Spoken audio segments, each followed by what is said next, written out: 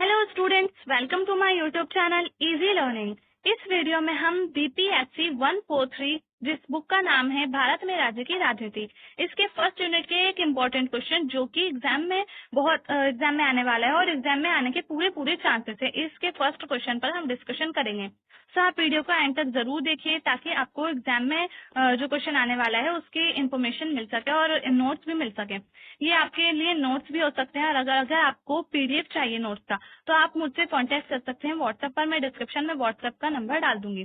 तो अगर आपको वीडियो पसंद आए तो प्लीज वीडियो को लाइक करें, शेयर करें, चैनल को सब्सक्राइब करना ना भूलें ताकि और बेल आइकन को प्रेस करें ताकि आपको आगे आने वाले और क्वेश्चंस के बारे में भी पता चल सके। तो हमारा फर्स्ट क्वेश्चन है, स्वतंत्रता प्राप्ति के प्रथम 2 दशकों में भारतीय राज्य की राजनीति के प्रमुख लक्षण कौन कौन से हैं। और इसके और में एक और क्वेश्चन है, 1950 से 60 के दशक में भारत में राज्य की राजनीति की विशेषताओं का वर्णन करें।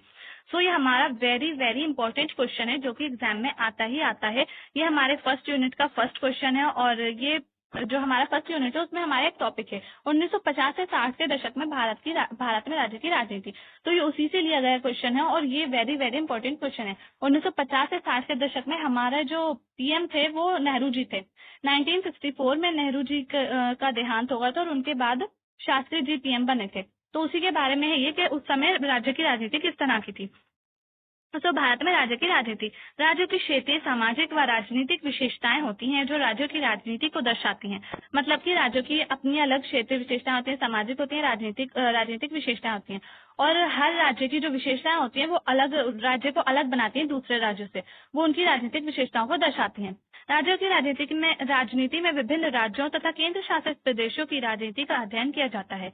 जब भी हम राज्यों की राजनीति के बारे में पढ़ते हैं तो राज्यों की उस समय मतलब कि राज्यों की राजनीति कैसी है, राजनीतिक प्रदेशों की केंद्र शासित प्रदेशों की राजनीति कैसी है, उन सबके बारे में पढ़ाया जाता है हमें। हम ये बुक पढ़ेंगे तो इसमें भी हमें केंद्र शासित प्रदेशों और राज्यों के बारे में पढ़ाया जाएगा, जिसमें राजनीतिक संगठनों के गठन, राजनीतिक लामबंदी की प्रक्रिया, राज्यों में राजनीति की समानताएं व असमानताएं शामिल हैं। तो जब भी हम राज्यों की राजनीति का अध्ययन करते हैं तो उसमें क्या क्या पढ़ाया जाता है हमें, राजनीतिक संगठनों का गठन, राजनीतिक लामबंदी की प्रक्रिया, राज्यों में राजनीतिक समानताएं व असमानताएं।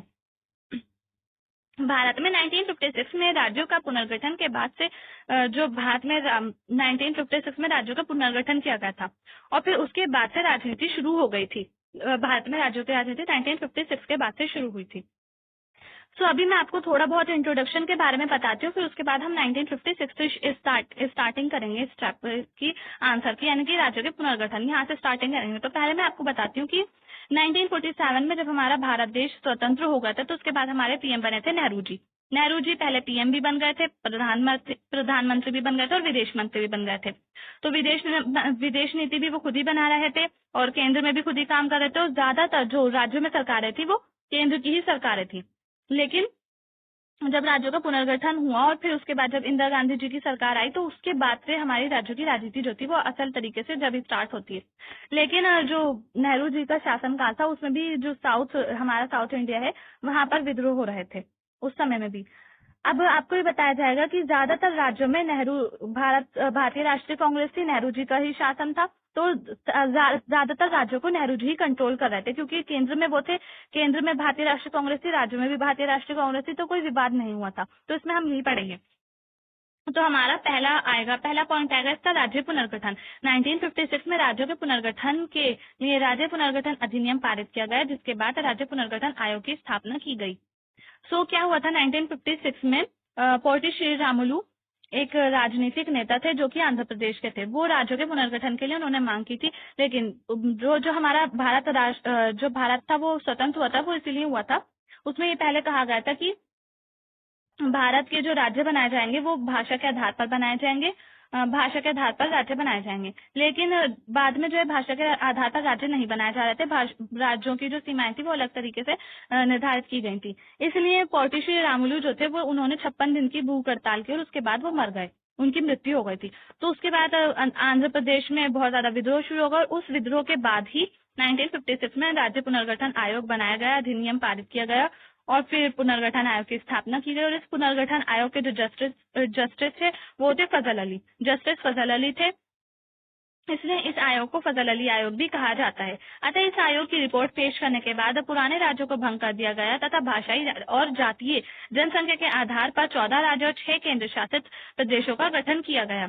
तो जब ये आयोग बन गया तो पुराने राज्य जो थे, जितने भी पुराने राज्य थे 1956 से पहले, उन सबको भंग करके दूसरे नए राज्य बनाए गए भाषा के आधार पर और जातीय जनसंख्या के आधार पर।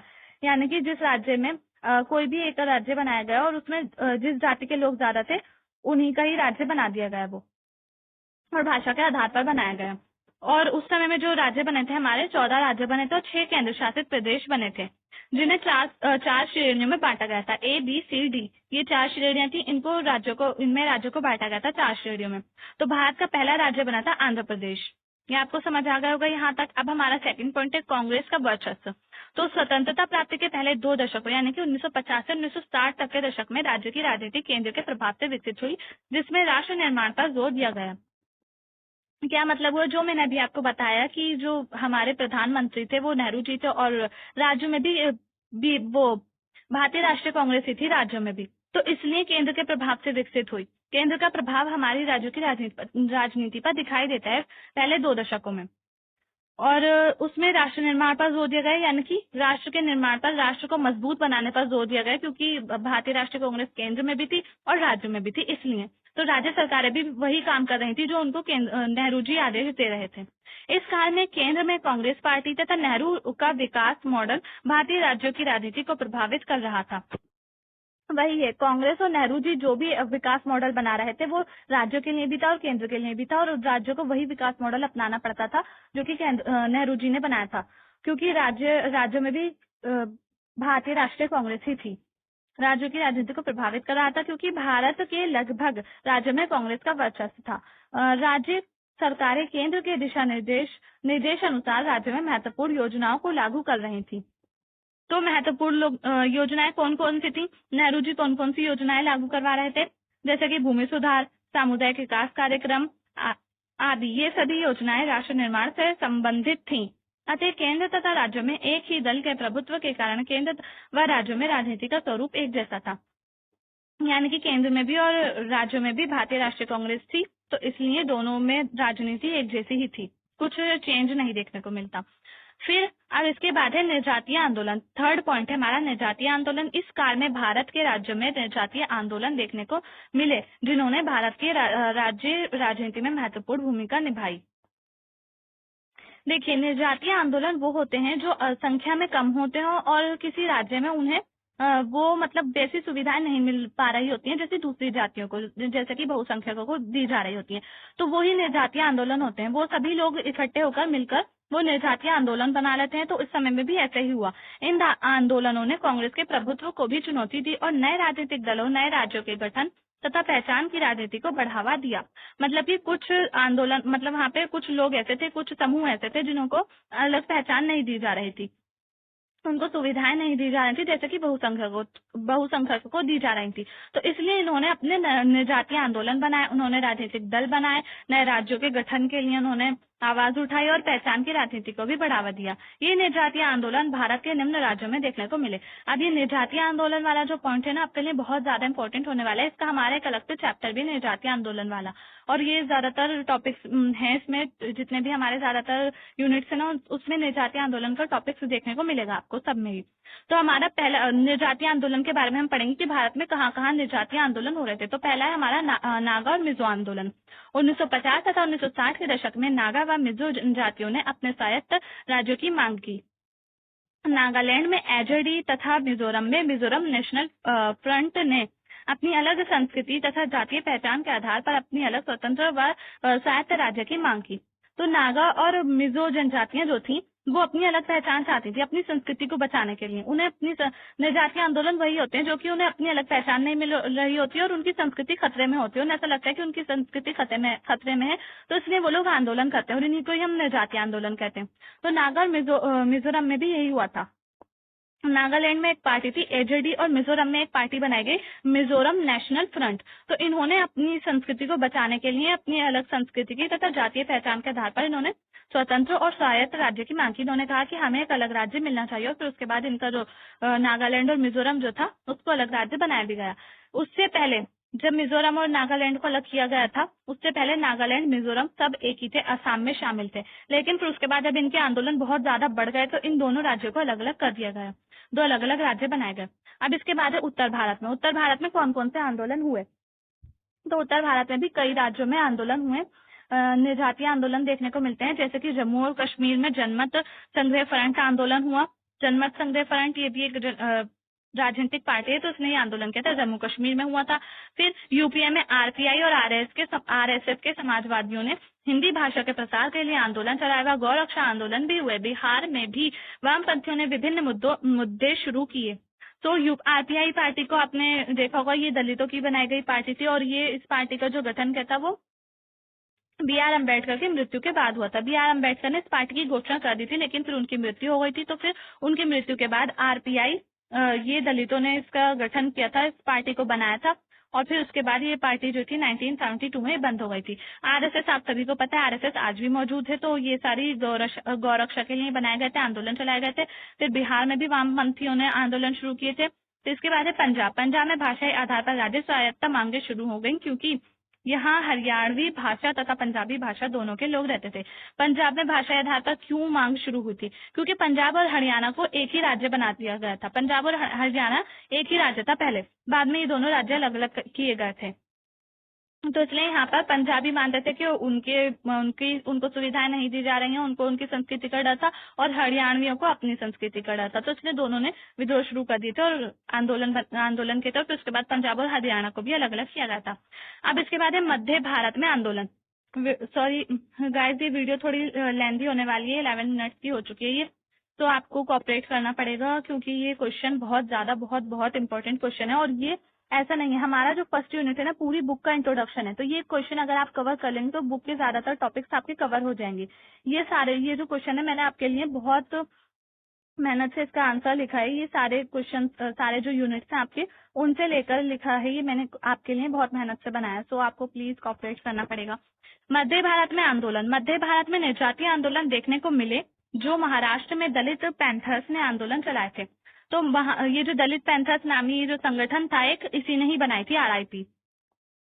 ये महाराष्ट्र में बना, ये दलित पैंथर्स जो संगठन था ये महाराष्ट्र में था, और महाराष्ट्र में ही आरपीआई बनाई गई थी। गुजरात तथा राजस्थान में भी रूढ़िवादी दलों जैसे स्वतंत्र पार्टी ने भी कांग्रेस के वर्चस्व को चुनौती दी। तो गुजरात और राजस्थान में स्वतंत्र पार्टी थी, लेकिन कांग्रेस के वर्चस्व को उन्होंने चुनौती दी। लेकिन आज भी राजस्थान में कांग्रेस पार्टी की और बीजेपी का वर्चस्व देखने को मिलता है। वेस्ट बंगाल में समाजवादियों ने आंदोलन चलाए।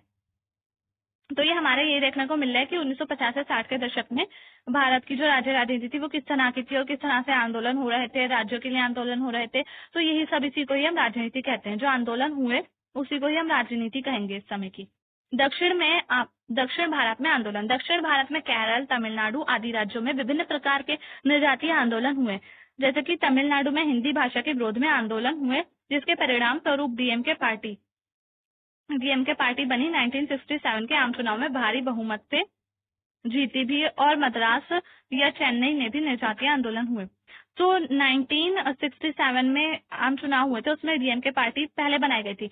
डीएमके पार्टी जो थी वो पहले ही बन गई थी तमिलनाडु में हिंदी भाषा के विरोध में, क्योंकि तमिलनाडु के जो लोग थे, साउथ इंडियंस जो थे, वो हिंदी भाषा का विरोध कर रहे थे, क्योंकि उन्हें हिंदी भाषा नहीं आती थी और हिंदी भाषा को सरकारी भाषा वो नहीं मानते थे। वो नहीं चाहते थे कि हिंदी भाषा को सरकारी भाषा बनाया जाए और सब जगह हिंदी भाषा चले। तो इसलिए उन्होंने विरोध में एक पार्टी बनाई थी, डीएमके।